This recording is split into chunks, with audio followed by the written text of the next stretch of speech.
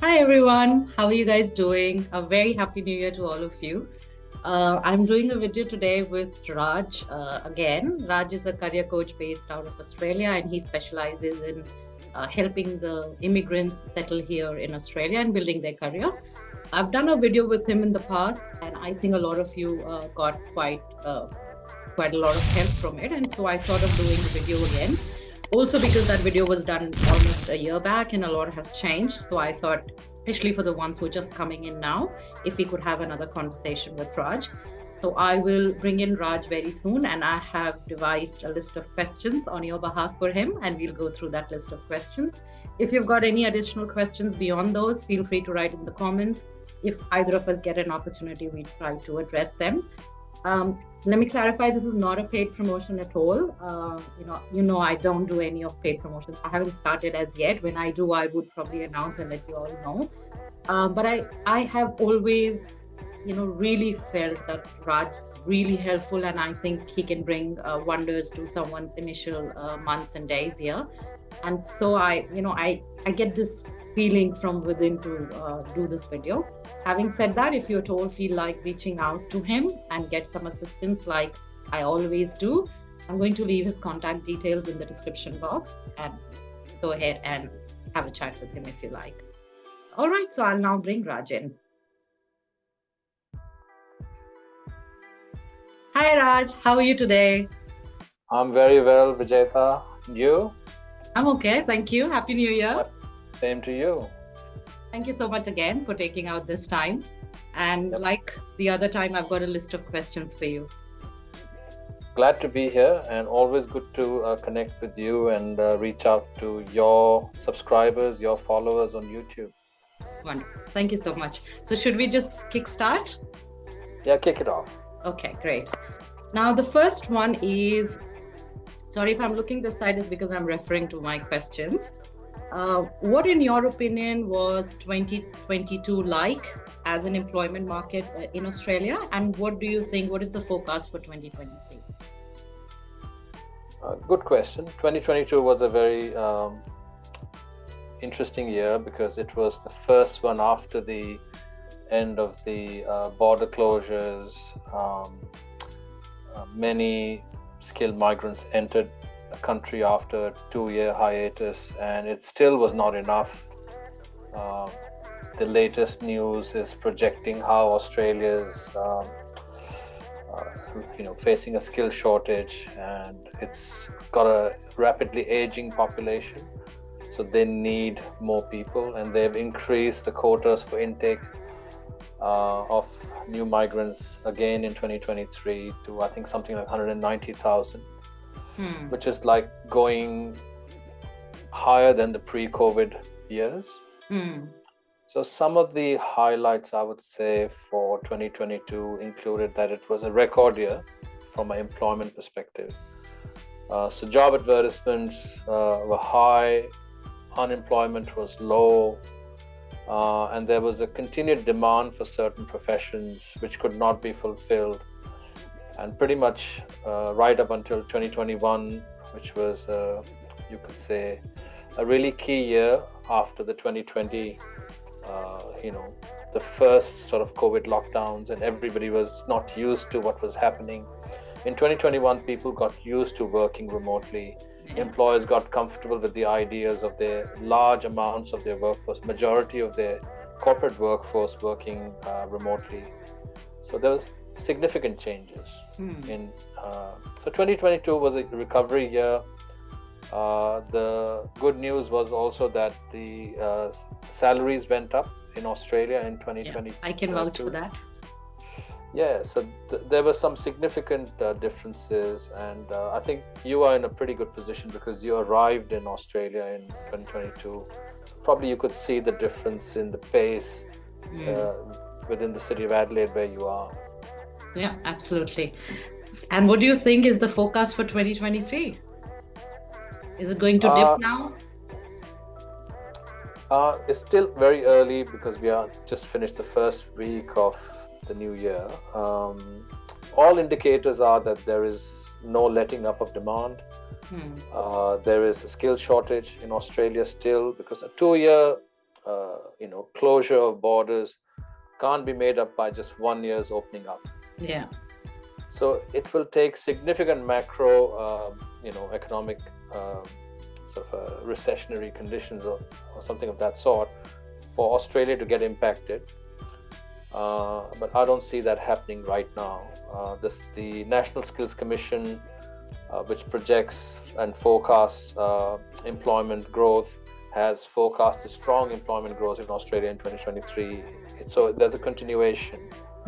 There might be a slight change depending on various circumstances, like there's a major war on in Ukraine, there are supply-demand issues. Notwithstanding all that, I don't anticipate any slowdowns. I don't see it so far. I mean, last year was, I would call, what a normal year in Australia is like. Yeah. So I anticipate growth. Okay, that's good. Good for all of us. Awesome. Now, my next question for you, Raj, is that why do skilled migrants face challenges in securing a job after they arrive in Australia? And what are the challenges faced by them in particular? Look, it's a very good question. From my perspective, the challenge faced by people arriving in Australia essentially are a result of various factors. So it's very hard to sort of say it's one factor alone. It comes down to a whole lot of issues, like there is it's a skilled migrant nation, so there's tremendous competition arriving each day for competing for these jobs. So if you think about the figure for 2023, about 190,000 visas will be issued. So you can say skilled migrants along with their spouse, their children. So that's a pretty big number arriving. So there's tremendous competition for jobs. Usually what that means, it's a buyer's market. So employers can be very selective and choosy about who they appoint. Yeah. So it becomes less about just having the technical skills, more about having the right cultural fit. Yeah. So as a result, that's one of the challenges. Obviously, the person arriving from overseas lacks local work experience, and there might be like a preference or a bias towards hiring talent from within the country, somebody who's understanding of the market, understanding of the culture and traditions. Some basic understanding is required in certain jobs. So it gets tougher in certain professions like sales, marketing, human resource management, any role which deals extensively with people. There, the lack of local experience does hurt the chances of the migrant. There could also be language barriers. So just basically what that means is most migrants coming in, all migrants coming in, have to have a certain standard of English. They speak English in Australia, they speak English in the country they're coming from. However, there might be nuances, accents which might be different. So a lot of people I've worked with over the years have told me that they find it hard sometimes to understand the accent when they first arrive in Australia. And then it gets easier because they get used to it. Yeah.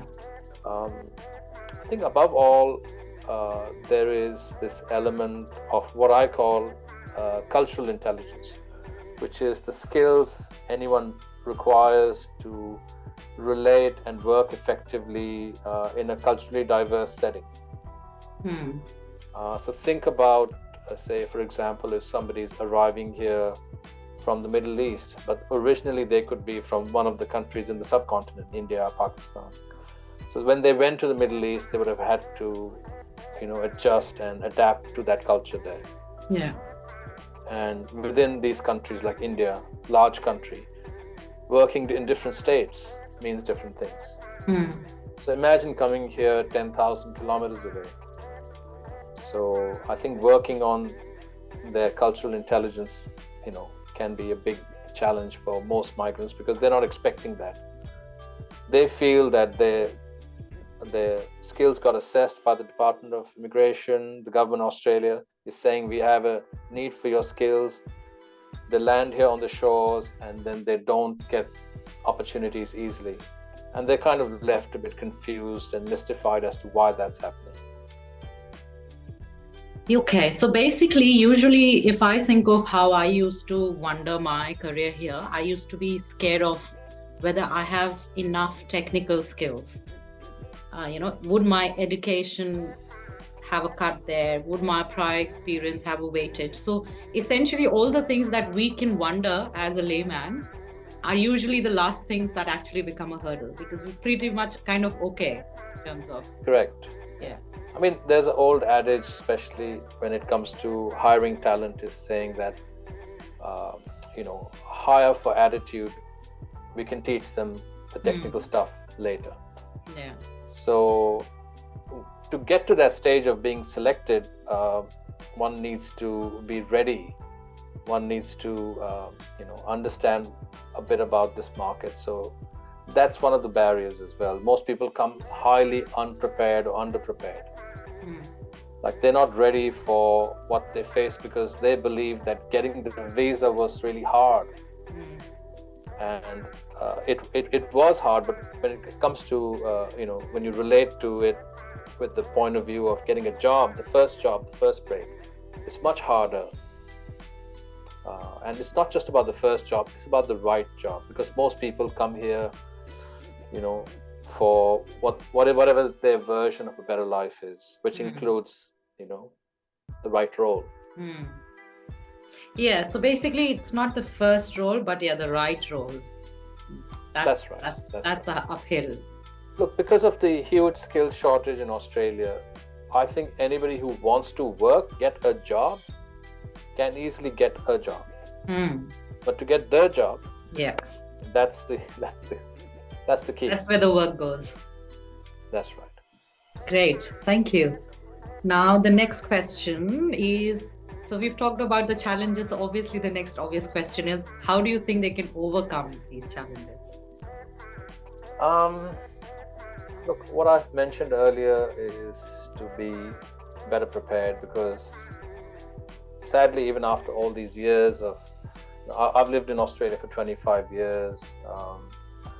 I've experienced this myself and experienced this on behalf of many people, that most migrants are sort of coming, pretty underprepared. So they can better prepare, and they can do it through networking better, so building a network of contacts and connections in their field. They can do this using LinkedIn. They can do this using, friends and family contacts. Everybody knows somebody.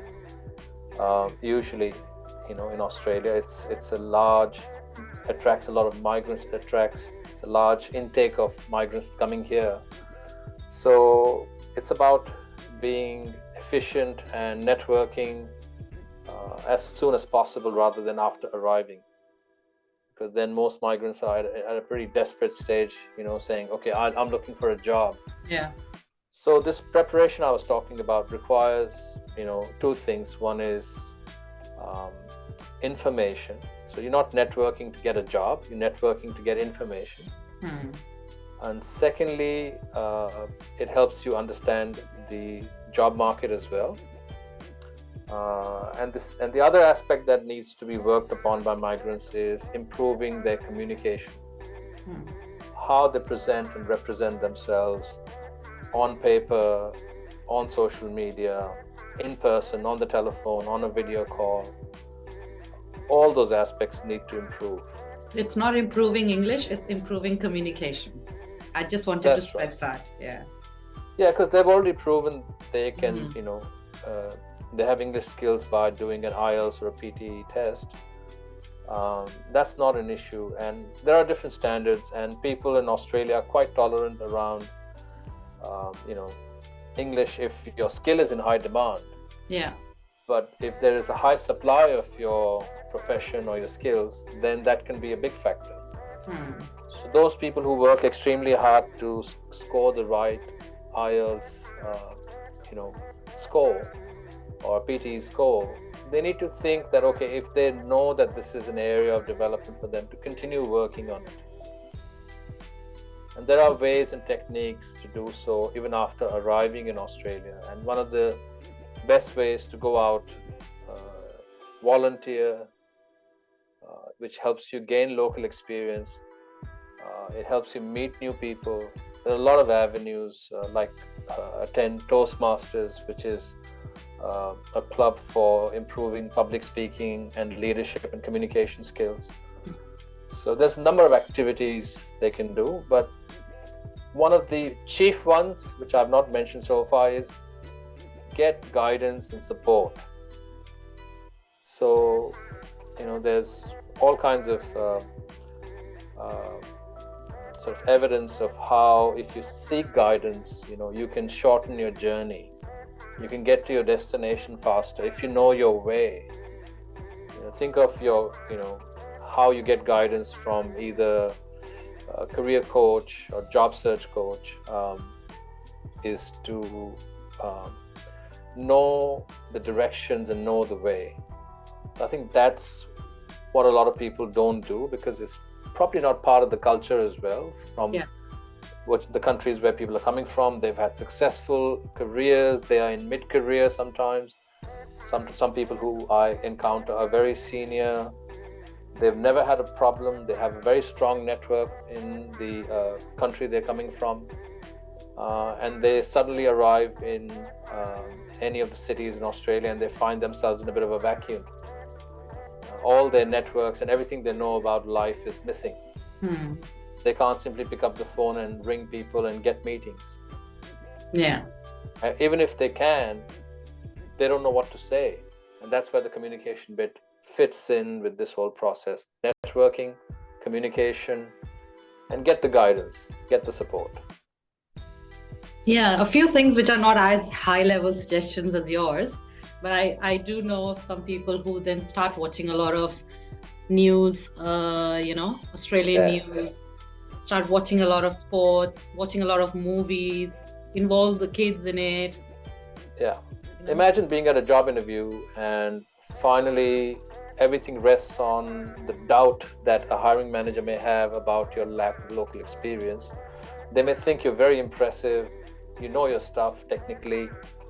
However, something is lacking, and they just test it out and say, okay, so you have been here only for a month, you're very new.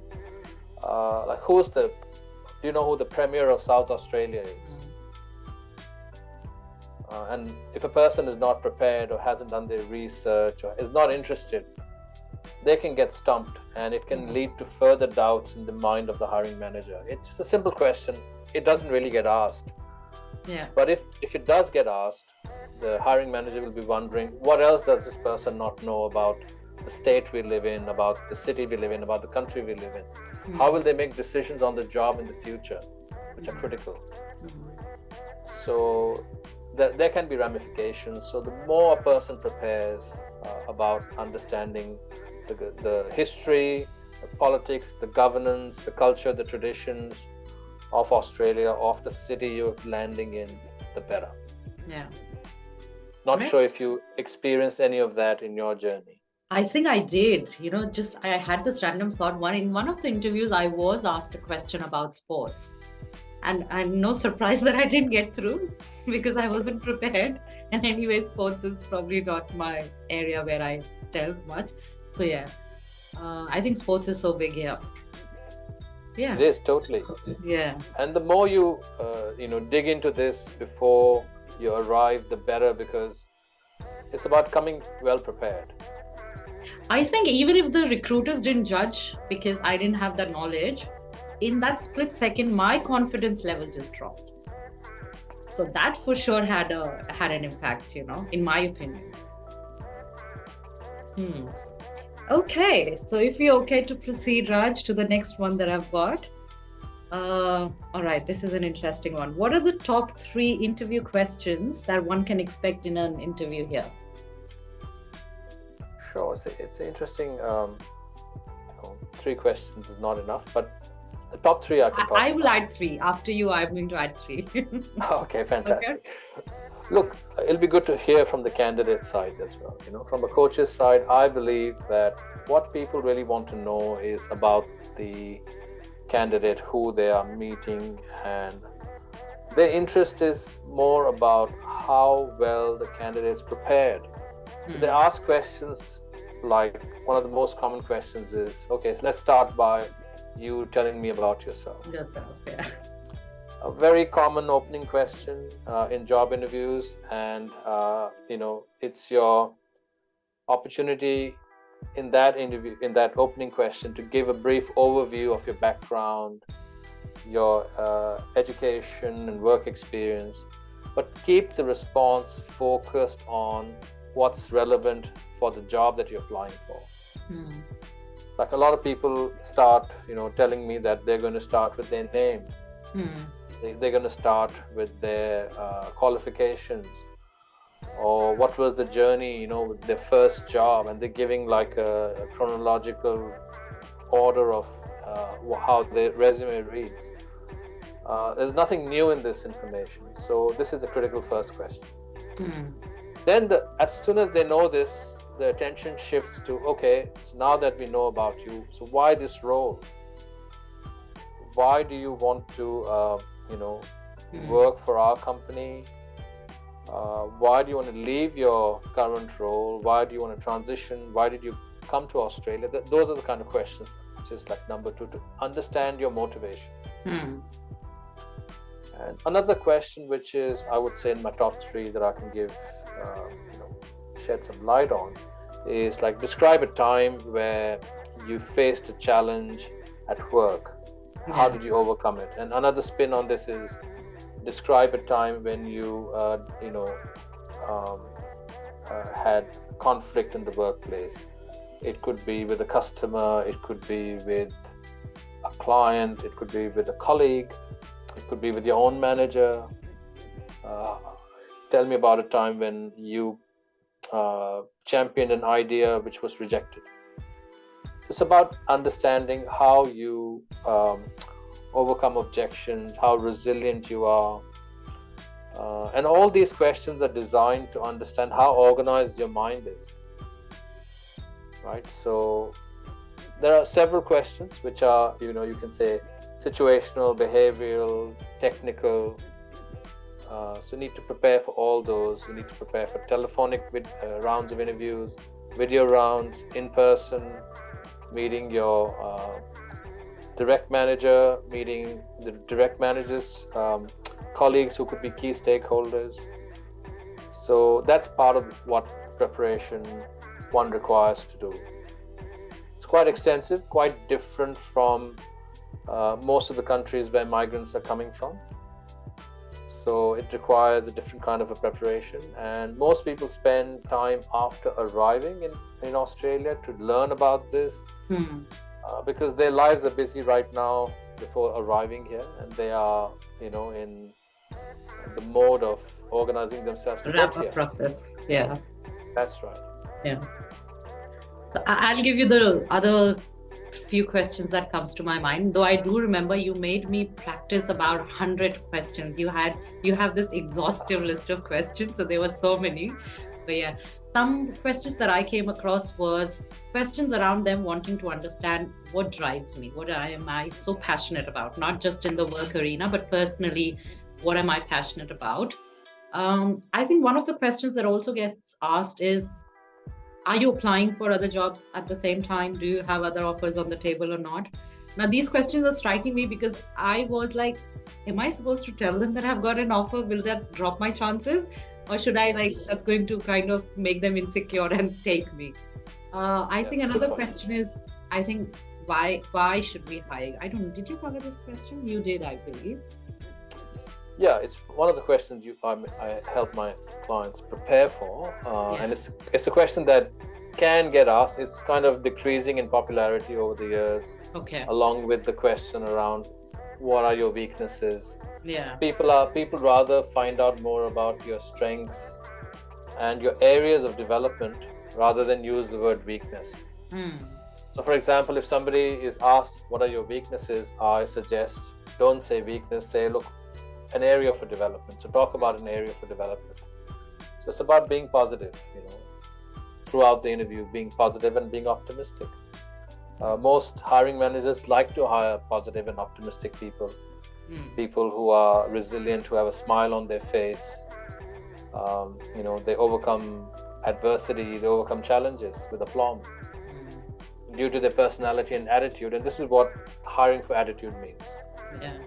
So your questions are really valid. Probably not in my top 3, but they are amongst the key questions that get asked. Yeah. Great. Okay. So that's at least 6 questions for our viewers. And I will jump into the next one now.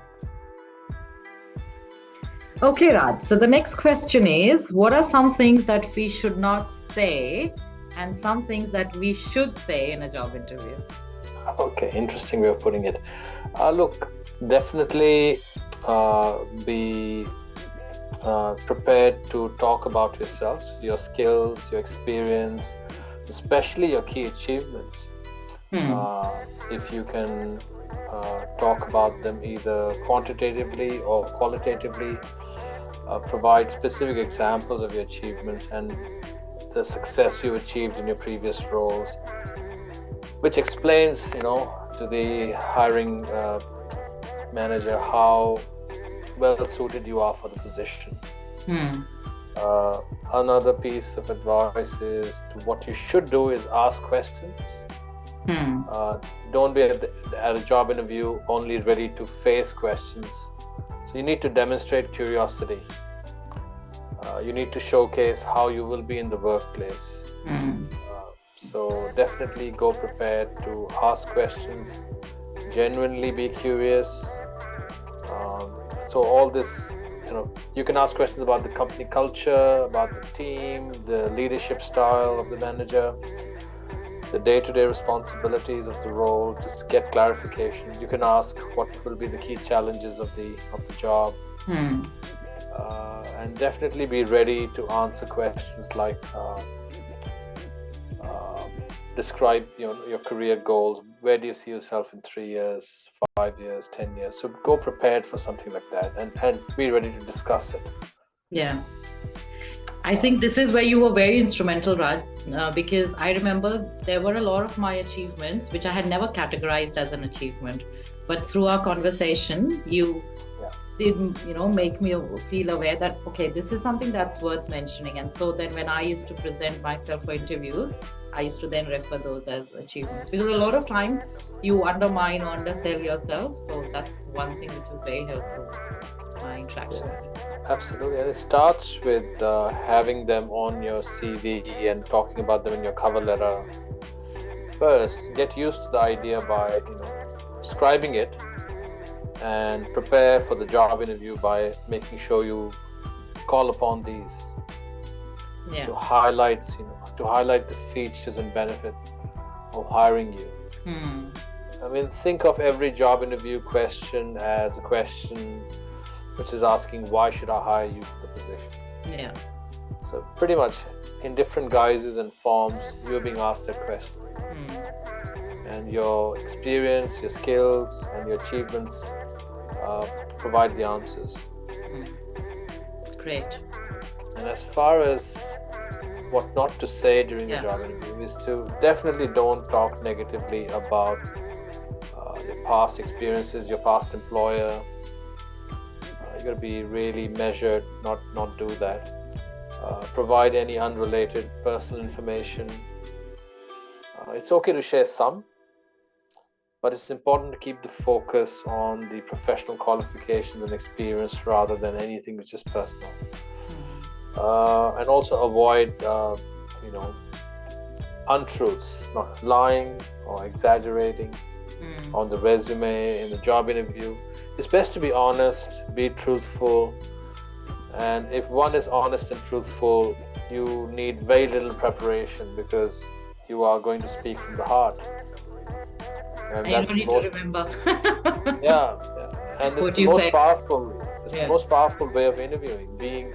You come across as being authentic, being genuine, People will trust you, and that's a major factor for migrants, that already when they land here, the trust is low because you only have experience from overseas, your qualifications were overseas.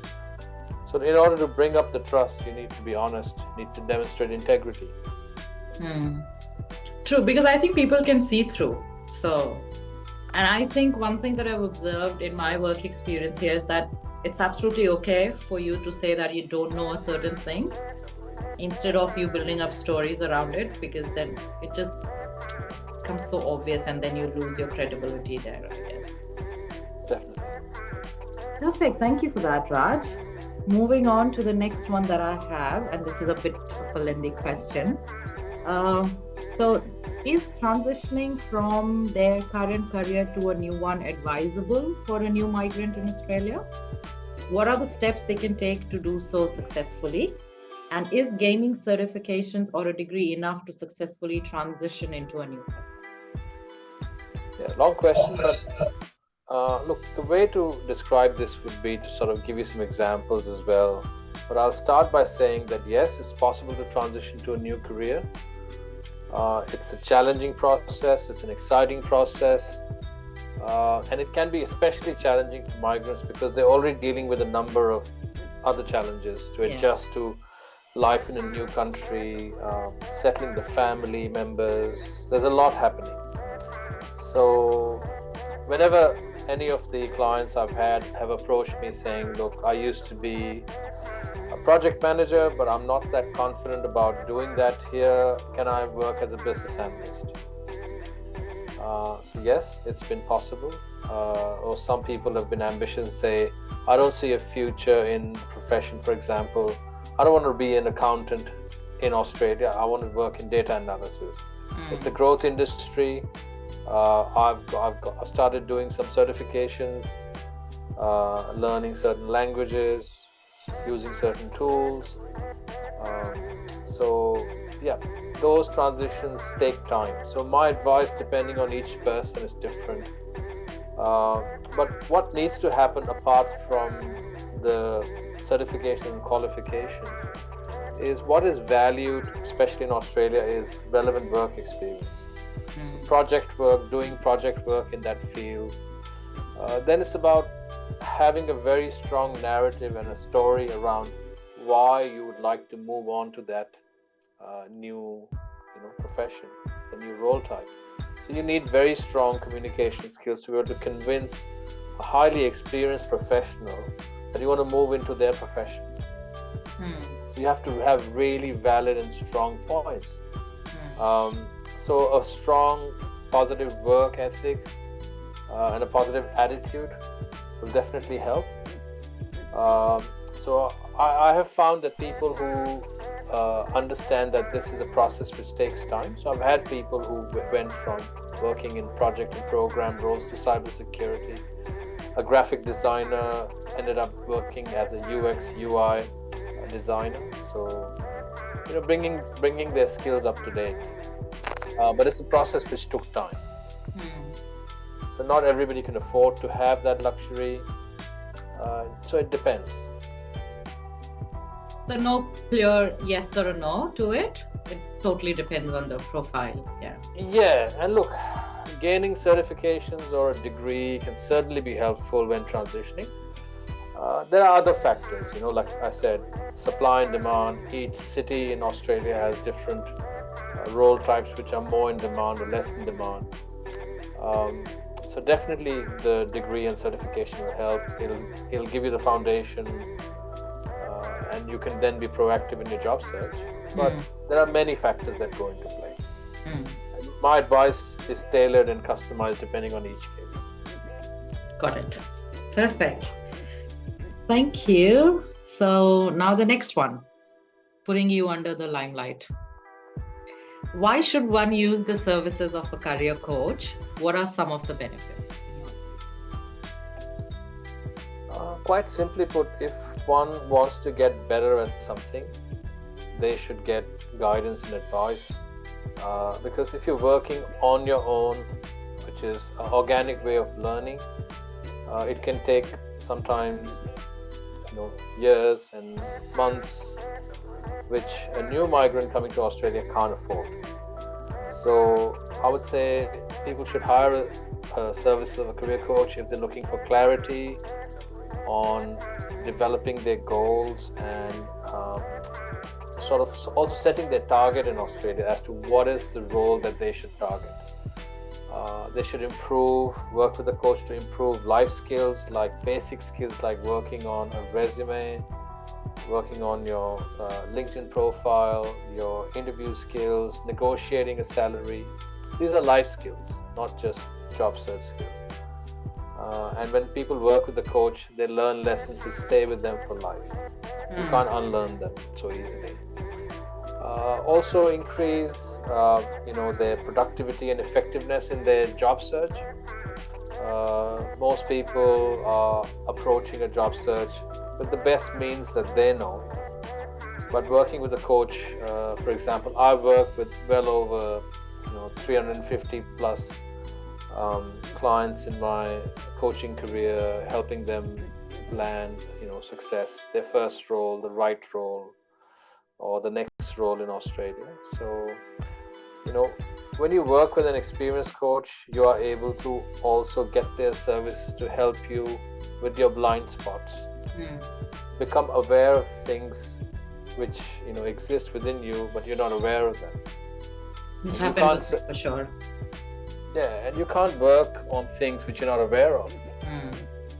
So the working with a coach is about working with somebody who has an objective perspective, somebody who's supportive, somebody who will provide you the guidance, and also can make you accountable and motivated, because it's quite a task getting your first role. There's a lot of unknowns, so having a guide in a place where there's a lot of unknowns is always helpful.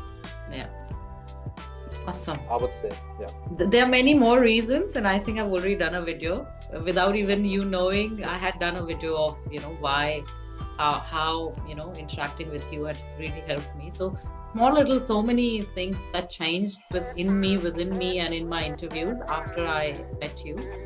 So obviously I know there are numerous benefits, and that brings us to the last question. Sorry, were you trying to say something?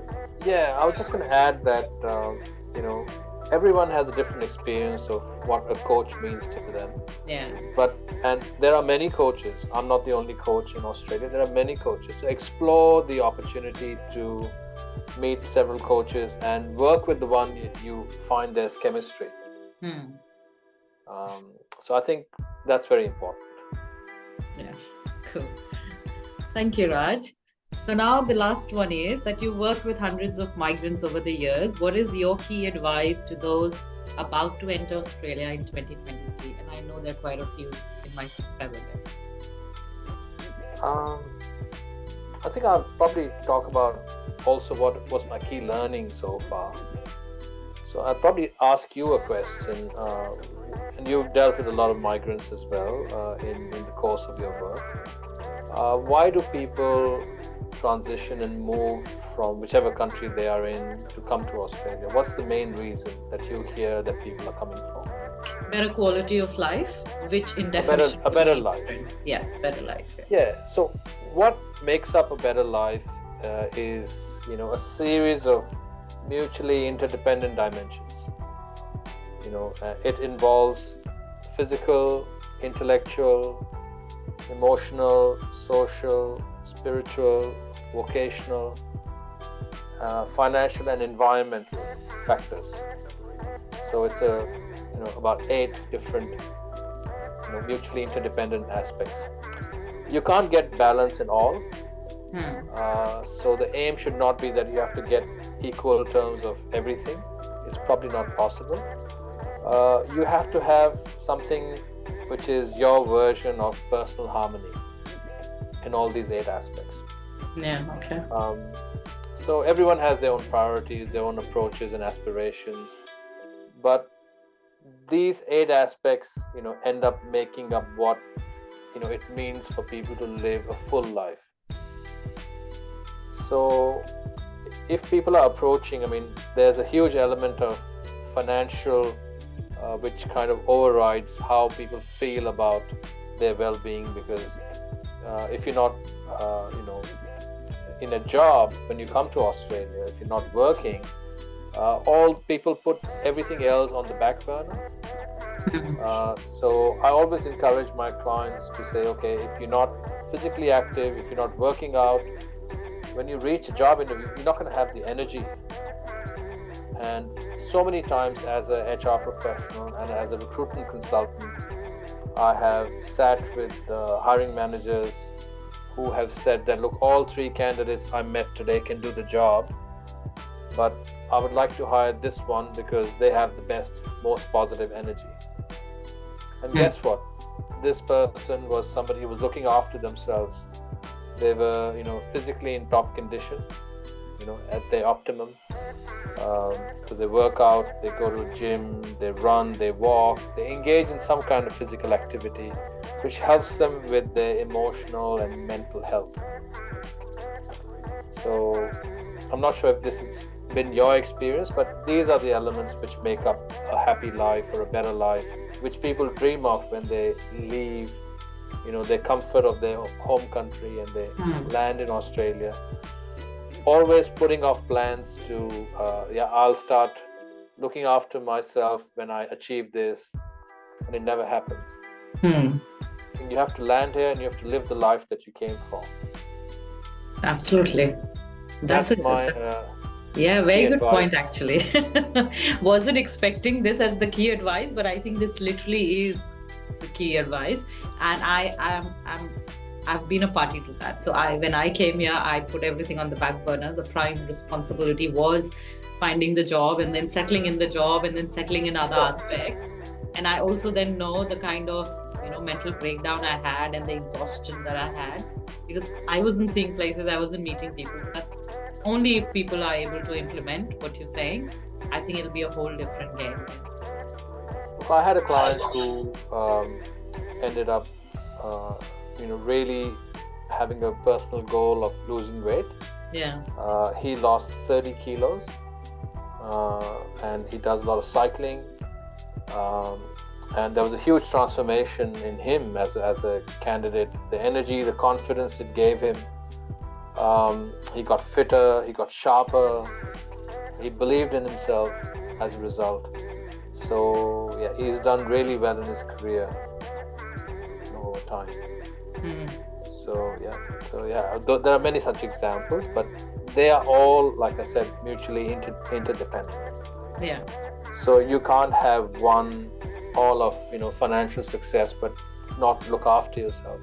It probably won't work. Golden advice. Thank you. Wonderful, Raj. So I'll spare you for today.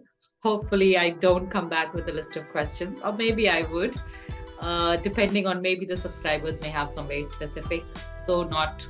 Sure. We can not take very specific profile related questions, but if I get a list of questions, I'll maybe compile them and then we can have another chat. But yes, thank you so much for coming in today. It was a lovely conversation, really valuable. Absolutely fantastic. Thank you so much. Thank you. See you soon. See you.